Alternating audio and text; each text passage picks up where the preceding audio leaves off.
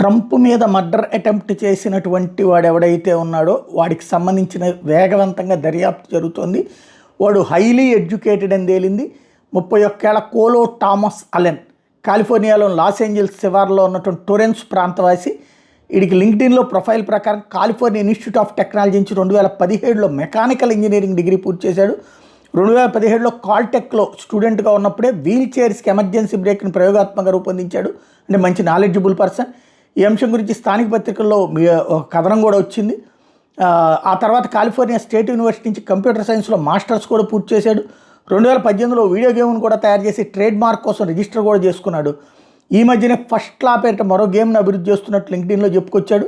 2014 jet propulsion ల్యాబ్లో NASA నిర్వహించిన fellowship ప్రోగ్రాంలో కూడా పాల్గొన్నాడు. అంటే అంత హైలీ బ్రెయిన్ ఉన్నటువంటి వాడు. ప్రస్తుతం test preparation tutoring company C2 ఎడ్యుకేషన్లో టీచర్గా పనిచేస్తున్నాడు అని ప్రొఫైల్లో ఉంది.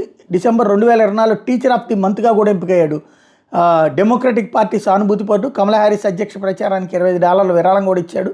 కాబట్టి ఏంటి అసలు వీడు ఎందుకు చేశాడు అన్నట్టు మాత్రం ఇంకా తేలలేదు.